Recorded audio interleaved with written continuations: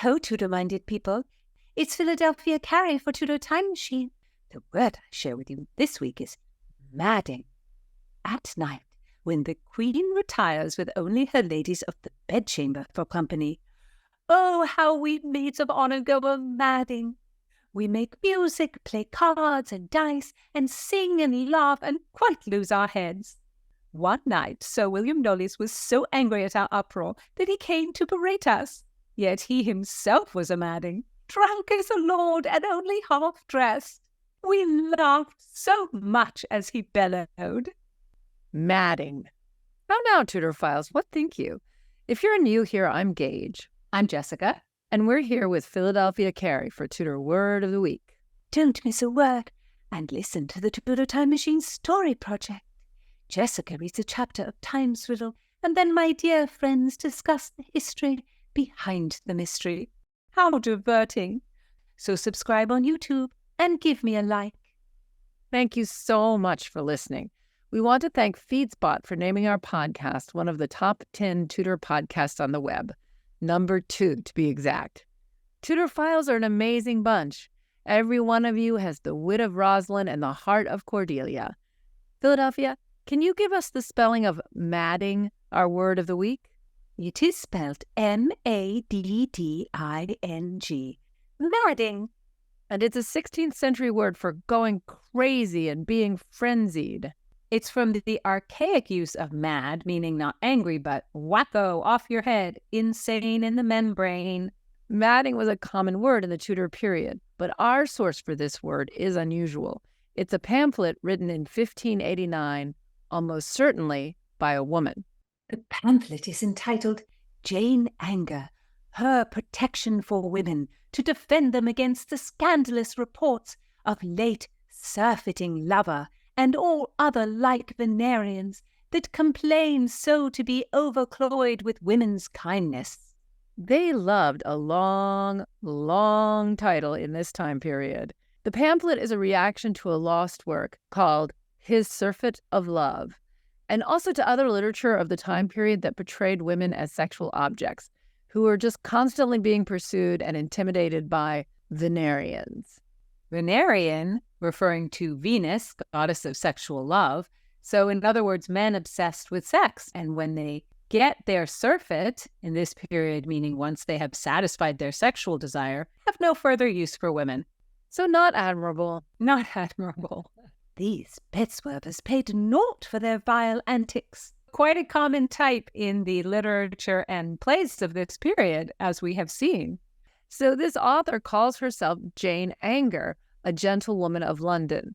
And historians are undecided whether Jane Anger was a pen name or a real person.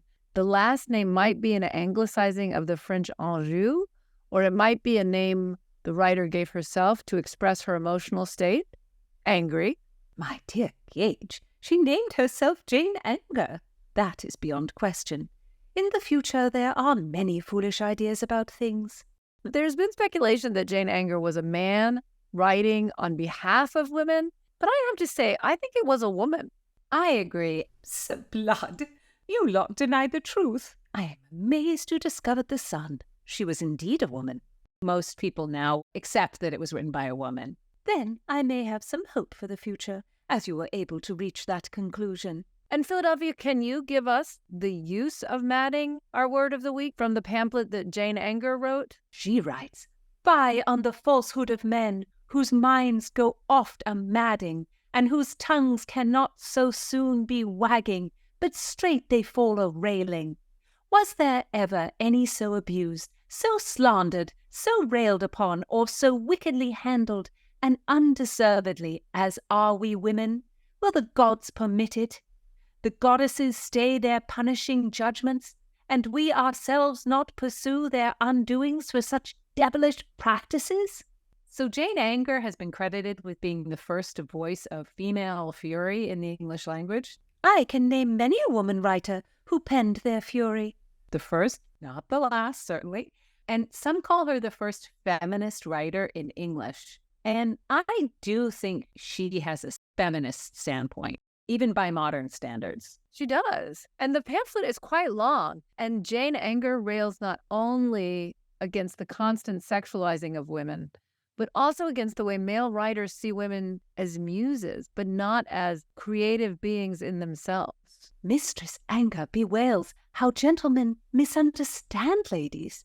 She writes, "If we women will not suffer men to smell on our smocks, they will snatch at our petticoats.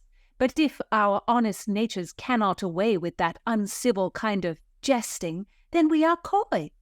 Yet if we bear them with their rudeness, and be somewhat modestly familiar with them, they will straight make matter of nothing, blazing abroad that they have surfeited with love, and telling the manner how."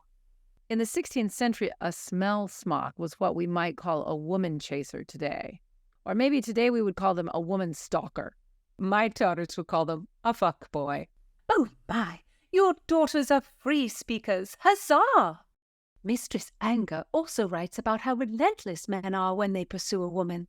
She says, "If we clothe ourselves in sackcloth and truss up our hair in dishclouts, the Nerians will nevertheless pursue their pastime. If we hide our breasts, it must be with leather, for no cloth can keep their long nails out off our bosoms." Ugh, for no cloth can keep their long nails out off our bosoms. I don't really think that was written by a man. That has such a ring of experience. And, I really like how when she's talking, she says, it doesn't matter what we wear, because either if we're mean to men and reject them, then they tell us we're coy and we led them on. And if we don't reject them and we're kind of pleasant, then they take advantage of that.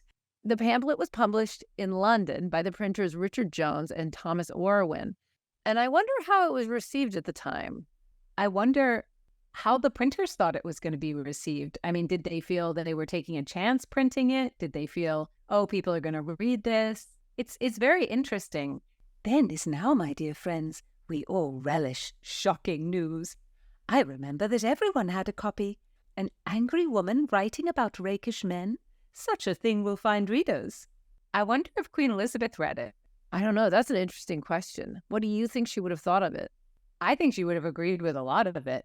She had to work very hard to have people take her seriously as a female ruler. She also created this cult of virginity around herself, maybe to ward off being treated as a sexual object, a step higher than being a sexual object. Yes, almost monk-like or nun-like.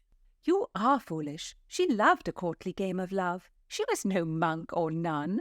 She was a goddess. So the stereotype was that women were foolish and flighty, that they would lose their heads if given too much freedom. But Jane Anger sees it the other way around. She warns women, esteem of men as of a broken reed.